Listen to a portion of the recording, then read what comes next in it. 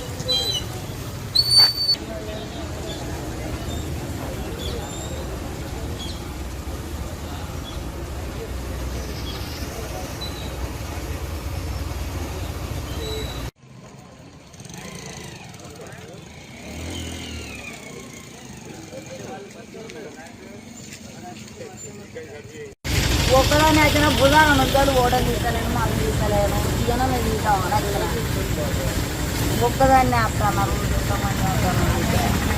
వాడ మధ్యలో మనిషి వేయిందిరో లారీ గుద్దినావురో వత్తన్నవు రాని మొత్తుకుంటాను